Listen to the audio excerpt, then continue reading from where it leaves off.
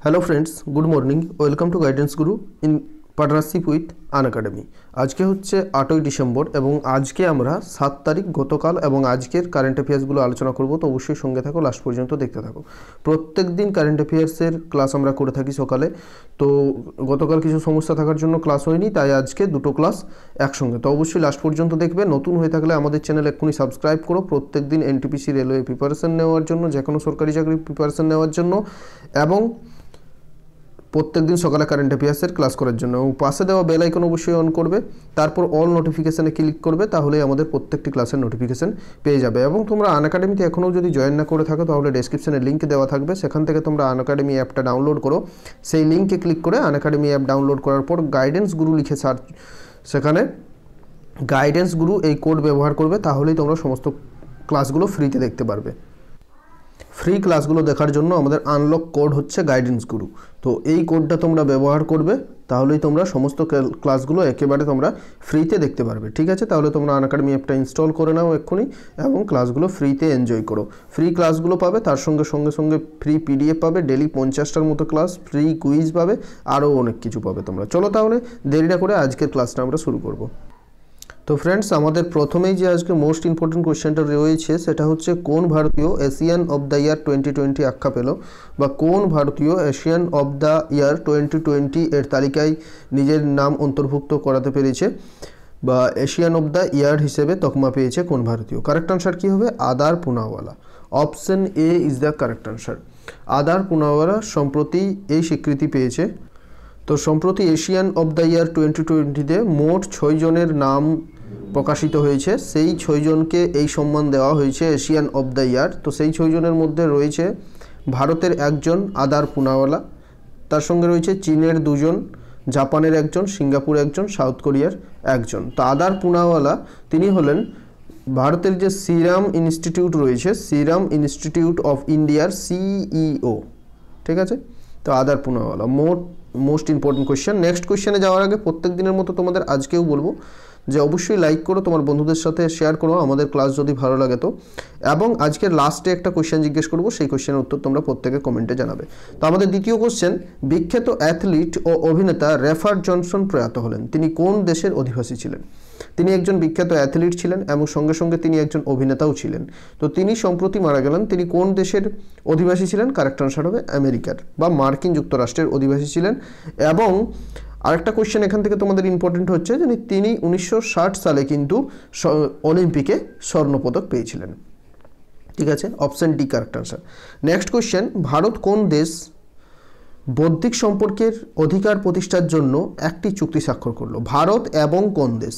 ভারত এবং কোন দেশ বৌদ্ধিক সম্পর্কের অধিকার প্রতিষ্ঠার জন্য একটি চুক্তি স্বাক্ষর করেছে? কারেক্ট আনসার হবে ভারত এবং America. Option A is the correct answer. তো ভারত এবং আমেরিকা এই চুক্তিতে বদ্ধ থাকবে। 10 বছরের জন্য এই চুক্তি করা হয়েছে। ঠিক আছে, 10 বছর এবং আমেরিকার সাথে চুক্তি করা হয়েছে। তাহলে আমেরিকার কথা যদি বলি, তো মার্কিন যুক্তরাষ্ট্রের রাজধানী হচ্ছে ওয়াশিংটন ডিসি। সম্প্রতি নতুন রাষ্ট্রপতি নির্বাচিত হয়েছেন জো বাইডেন এবং নতুন ভাইস প্রেসিডেন্ট নির্বাচিত হয়েছেন, তিনি হচ্ছেন ভারতীয় বংশোদ্ভূত কমলা হ্যারিস। এবং তোমাদের জেনে রাখতে হবে, মার্কিন যুক্তরাষ্ট্র সম্প্রতি কিন্তু হু থেকে বেরিয়ে এসছে। হু ওয়ার্ল্ড হেলথ অর্গানাইজেশনের সদস্যতা আর থাকলো না, সদস্যতা পদ থেকে বেরিয়ে এসছে।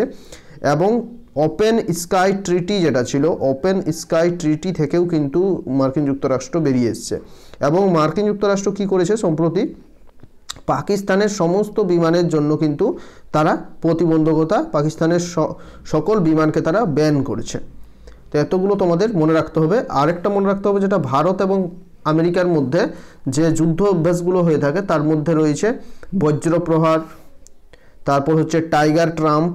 এগুলো বারবার তোমাদের বলে থাকি আমি, তো এগুলো মনে রাখতে হবে। বজ্রপ্রহার, টাইগার ট্রাম্প, তারপর হচ্ছে কোপ আমেরিকা, তারপর হচ্ছে একটার তো নামই হচ্ছে যুদ্ধ অভ্যাস। তো এইসব যুদ্ধ অভ্যাসগুলো ভারতের এবং আমেরিকার মধ্যে হয়ে থাকে। তো এতগুলো ফ্যাক্ট আমরা এখান থেকে জানতে পারলাম। আজকের ক্লাসে যদি তোমরা পিডিএফ চাও, তাহলে অবশ্যই আমাদের টেলিগ্রাম গ্রুপে জয়েন করো, ডেসক্রিপশনে লিঙ্ক দেওয়া থাকবে।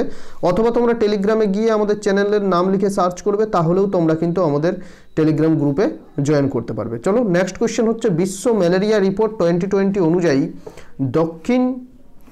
দক্ষিণ পূর্ব এশিয়ার দক্ষিণ পূর্ব এশিয়ার মধ্যে কোথায় ম্যালেরিয়ার সংক্রমণ সবচেয়ে কম? তা সম্প্রতি বিশ্ব ম্যালেরিয়ার একটি রিপোর্ট প্রকাশ করেছে। তো সম্প্রতি কে রিপোর্টটা প্রকাশ করেছে? হু, ওয়ার্ল্ড হেলথ অর্গানাইজেশন। যে রিপোর্টে বলা হচ্ছে যে দক্ষিণ পূর্ব এশিয়ার যে দেশগুলো রয়েছে সেই দেশের মধ্যে ভারতে কিন্তু ম্যালেরিয়ার সংক্রমণ সবচেয়ে কম। তাহলে option A is the correct answer. কোথায় ম্যালেরিয়ার সংক্রমণ সবচেয়ে কম? ভারতে, অপশন এ। তাহলে হু এই রিপোর্ট প্রকাশ করেছে, তাহলে হু এর পুরো নাম হচ্ছে ওয়ার্ল্ড হেলথ অর্গানাইজেশন। হু কত সালে প্রতিষ্ঠা হয়েছিল? না 7 এপ্রিল 1948 সালে, এবং হেডকোয়ার্টার অবস্থিত সুইজারল্যান্ডের জেনেভা শহরে। যেহেতু 7 এপ্রিল হু প্রতিষ্ঠা হয়েছিল, সেই জন্য 7 এপ্রিল দিনটিকে বিশ্ব স্বাস্থ্য দিবস হিসেবেও পালন করা হয়ে থাকে। এবং হু এর বর্তমান ডিরেক্টর জেনারেল হচ্ছেন টেড্রোস আধানন। পরবর্তী প্রশ্ন, সম্প্রতি ফিকি এর চেয়ারম্যান নিযুক্ত হলেন কে? FICCI এর চেয়ারম্যান কে নিযুক্ত হয়েছেন? কারেক্ট আনসার কি হবে? Uday Shankar. Option B is the correct answer. তো ফিকি এর চেয়ারম্যান নিযুক্ত হয়েছেন। তো ফিকি এর পুরো নামটা আমরা জানবো একবার। Federation of Indian chamber of commerce. তো নিযুক্ত হয়েছেন উদয় শঙ্কর। প্রতিষ্ঠা হয়েছিল ফিকি 1927 সালে, যার হেডকোয়ার্টার অবস্থিত দিল্লিতে। নেক্সট কোশ্চেনে যাব আমরা। কোন দেশের বৈজ্ঞানিক father of fibre optic Narinder Singh Kapany প্রয়াত হলেন? তো তিনি কোন দেশের বৈজ্ঞানিক ছিলেন? নাম হচ্ছে নীরেন্দ্র সিং কাপনি, এবং তাকে ফাদার অফ ফাইবার অপটিক্স নামে জানা যেত। Father of fibre optics. তো নীরেন্দ্র সিং কাপানি সম্প্রতি মারা গিয়েছেন। তিনি আমেরিকার একজন বৈজ্ঞানিক ছিলেন, এবং তিনি কিন্তু মনে রাখতে হবে, ইম্পর্টেন্ট হচ্ছে তোমাদের জন্য কোশ্চেনটা, কারণ তিনি ভারতীয় বংশোদ্ভূত ছিলেন। তিনি ভারতে জন্মগ্রহণ করেন এবং আমেরিকাতে তিনি দীর্ঘদিন ধরে আমেরিকাতেই ছিলেন। তাকে ফাদার অফ ফাইবার অপটিক্স বলা হতো, নীরেন্দ্র সিং কাপানিকে। ঠিক আছে, তাহলে option C is the correct answer. Next কোশ্চেনে যাব। পরবর্তী প্রশ্ন, আজকে সম্পূর্ণ ভিডিওটা কিন্তু তোমাদের দেখতে হবে। এখানে মোট আজকে আমাদের 19টি কোশ্চেন থাকছে এবং বাছাই করা 19টি কোশ্চেন, প্রত্যেকটি ইম্পর্টেন্ট। সম্প্রতি ফরচুন দ্বারা কাকে বিজনেস পার্সন অফ দ্য ইয়ার 2020 মনোনীত করা হয়েছে?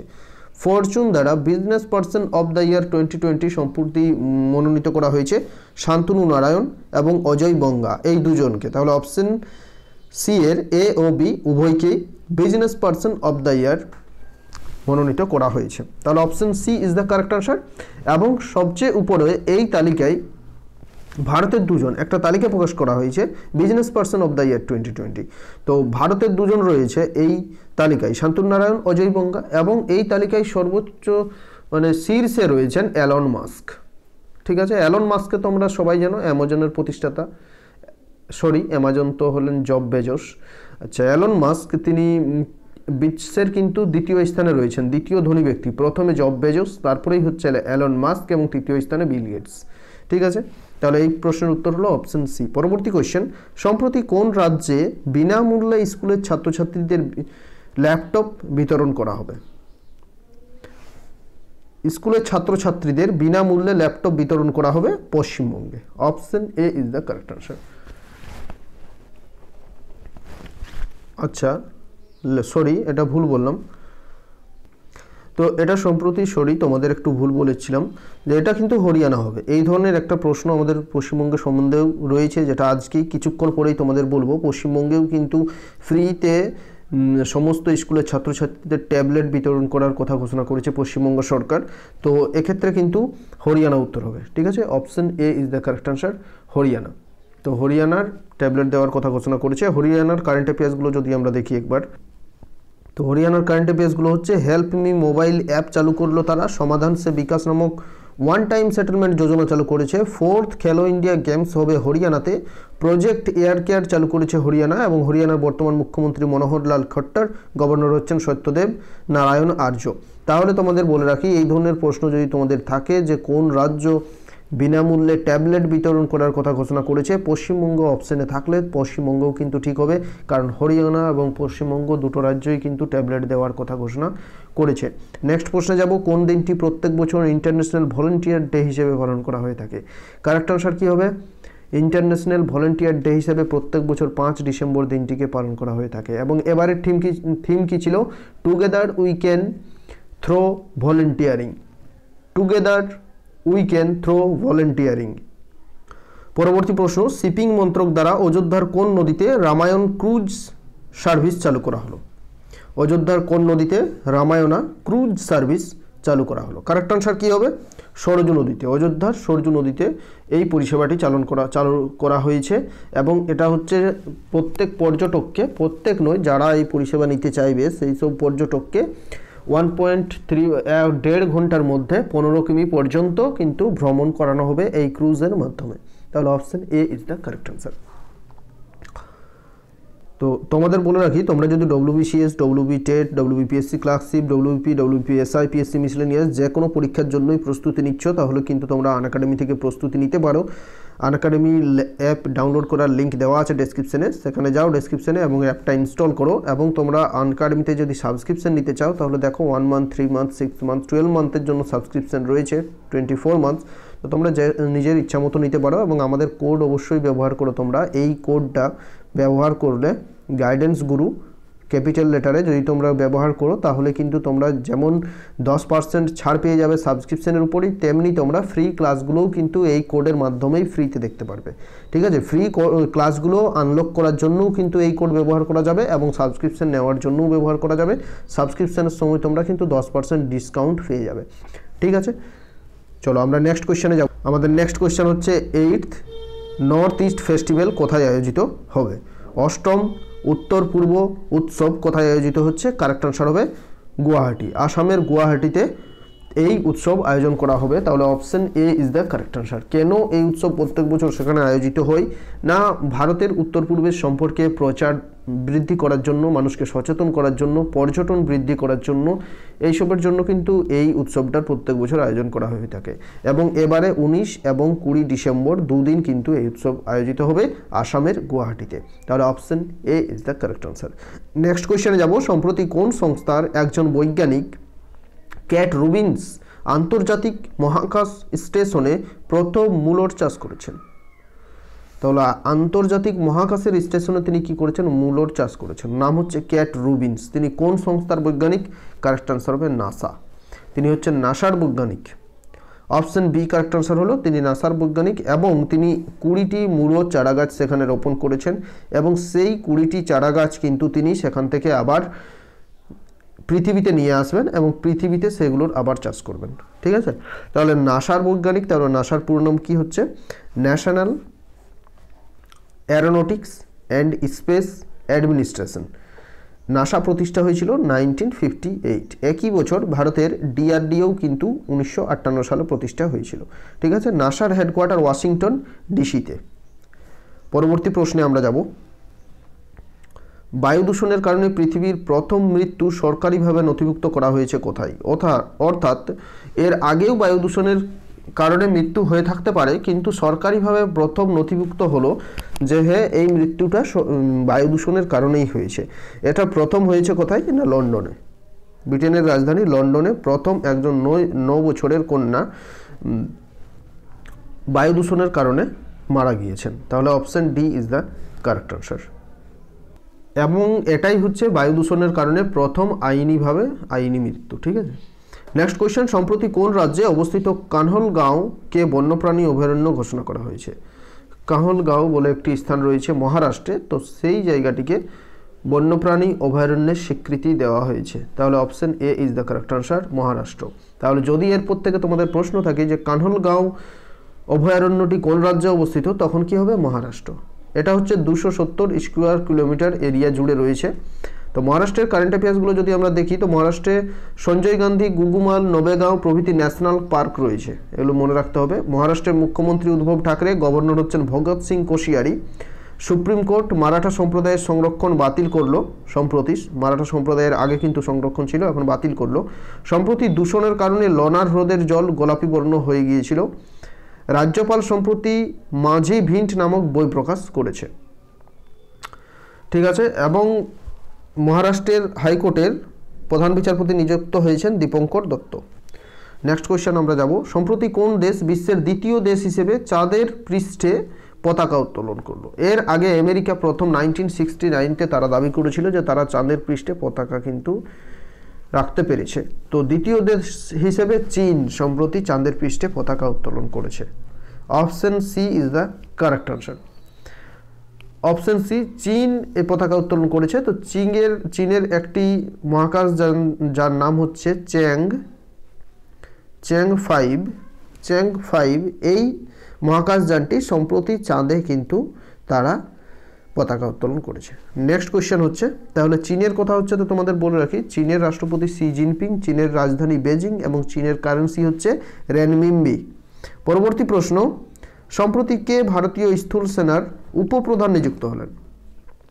তো সম্প্রতি ভারতীয় স্থল সেনার উপপ্রধান পরমজিৎ সিং নিযুক্ত হয়েছেন। Option A is the correct answer. এবং ভারতীয় সেনা প্রধান যদি বলা হয়, স্থল সেনা প্রধান, তখন হবে মনোজ মুকুন্দ নারাভন। ঠিক আছে, মনোজ মুকুন্দ নারাভন। এবং যদি নৌসেনা প্রধান বলা হয় তখন হবে করমবীর সিং নৌসেনা প্রধান। এবং বায়ুসেনা প্রধান যদি বলা হয় তখন হবে RKS ভাদোরিয়া হচ্ছেন বায়ুসেনা প্রধান। পরবর্তী প্রশ্ন যাব, ব্যাঙ্গালোরে পাওয়ার ডিস্ট্রিবিউশনকে আরও উন্নত করার জন্য $100 মিলিয়ন ঋণ দিয়েছে কোন সংস্থা? তো এই ঋণ দিয়েছে সম্প্রতি ADB। Option B is the correct answer. ADB ঋণ দিয়েছে। তাহলে ADBর পুরো নাম হচ্ছে কি? এশিয়ান ডেভেলপমেন্ট ব্যাংক, যার প্রেসিডেন্ট বর্তমানে মাসাতসুগু অস্কাওয়া এবং যার হেডকোয়ার্টার অবস্থিত ফিলিপিন্সের ম্যানিলাতে। ঠিক আছে, option B is the correct answer. ADB ঋণ দিয়েছে বেঙ্গালুরুতে পাওয়ার ডিস্ট্রিবিউশনকে আরও উন্নত করার জন্য। নেক্সট হচ্ছে, প্রয়াত হলেন মনু মুখার্জি, তিনি কোন ক্ষেত্রের সঙ্গে যুক্ত ছিলেন? তো তিনি একজন প্রসিদ্ধ অভিনেতা ছিলেন, বাংলা সিনেমার অভিনেতা। তিনি সম্প্রতি মারা গিয়েছেন, মনু মুখার্জি। তো তিনি সম্প্রতি মারা গেলেন এবং তার প্রথম ছবি হচ্ছে নীল আকাশের নিচে, 1958 সালে ছবি নীল আকাশের নিচে, প্রথম ছবি। পরবর্তী প্রশ্ন এবং আজকের লাস্ট কোয়েশ্চেন, কোন দিনটি প্রত্যেক বছর ইন্টারন্যাশনাল সিভিল এভিয়েশন ডে হিসেবে পালন করা হয়ে থাকে বা আন্তর্জাতিক বিমান চালনা দিবস হিসেবে পালন করা হয়ে থাকে? কারেক্ট আনসার হবে 7 December. Option A is the correct answer. বিশ্বের সামাজিক ও অর্থনৈতিক উন্নয়ন সাধনের জন্য প্রত্যেক বছর উন্নয়ন সাধনে যে বিমান চালনার যে ভূমিকা, সেটা সম্পর্কে মানুষকে সচেতন করার জন্যই প্রত্যেক বছর 7 ডিসেম্বর দিনটি পালন করা হয়ে থাকে ইন্টারন্যাশনাল সিভিল এভিয়েশন ডে হিসেবে। এবং 2020 সাল থেকে 2023 সাল পর্যন্ত একটি এই থিম থাকছে, যার নাম হচ্ছে, যেটা হচ্ছে advancing innovation for global aviation development. তোমরা এটা কিন্তু একটু নোট করে নিও, advancing innovation for global aviation development. এটাই হচ্ছে 2020 থেকে 23 সাল পর্যন্ত থিম। ঠিক আছে, আজকের 19টি কোয়েশ্চেন শেষ হলো। আমাদের ক্লাস ভালো লাগলে অবশ্যই লাইক করো, তোমার বন্ধুদের সাথে এক্ষুনি শেয়ার করো এবং PDF পাওয়ার জন্য আমাদের টেলিগ্রাম গ্রুপে জয়েন করে যাও এক্ষুনি। টেলিগ্রাম অ্যাপ না থাকলে টেলিগ্রাম অ্যাপটা প্রথমে ডাউনলোড করো, তারপরে তোমরা গাইডেন্স গুরু, আমাদের চ্যানেলের নাম তো তোমরা জানো, গাইডেন্স গুরু লিখে সার্চ করবে, তাহলেই কিন্তু আমাদের চ্যানেলে যুক্ত হতে পারবে। ঠিক আছে, টেলিগ্রাম গ্রুপে যুক্ত হয়ে যাও। তোমরা টেলিগ্রাম গ্রুপে যুক্ত হলে ডেলি PDF তোমরা পেয়ে যাচ্ছ, ডেলি তোমরা কুইজ করতে পারছো, সমস্ত ক্লাসগুলোর সঠিক সময়ে তোমাদের লিঙ্ক পেয়ে যাচ্ছ, তো এতগুলো সুবিধা পাবে। প্রত্যেকে এক্ষুনি তাহলে জয়েন করো। Thanks for watching this video. Thank you. আচ্ছা সরি, তোমাদের হোমওয়ার্কটা আমি দিতে ভুলে গিয়েছিলাম। তো তোমাদের আজকের হোমওয়ার্কটা হচ্ছে, এখানে দেখে নাও, সম্প্রতি কে প্রাক্তন প্রধানমন্ত্রী ইন্দ্র কুমার গুজরালের নামে একটি পোস্টাল স্ট্যাম্প উদ্বোধন করেছেন? রামনাথ কোবিন্দ, ভেঙ্কাইয়া নাইডু, নরেন্দ্র মোদী, রাজনাথ সিং। প্রাক্তন প্রধানমন্ত্রী ইন্দ্র কুমার গুজরাল বা IK গুজরালের নামে একটি পোস্টাল স্ট্যাম্প কে উদ্বোধন করেছেন? তো 6 তারিখ তোমাদের এটা করিয়েছি। কারেক্ট আনসারটা তোমরা প্রত্যেকে কিন্তু কমেন্ট বক্সে কমেন্ট করো। ঠিক আছে, এটাই হচ্ছে আজকের একটা ছোট্ট হোমওয়ার্ক। তো কমেন্ট করতেই হবে তোমাদের প্রত্যেককে। Thank you.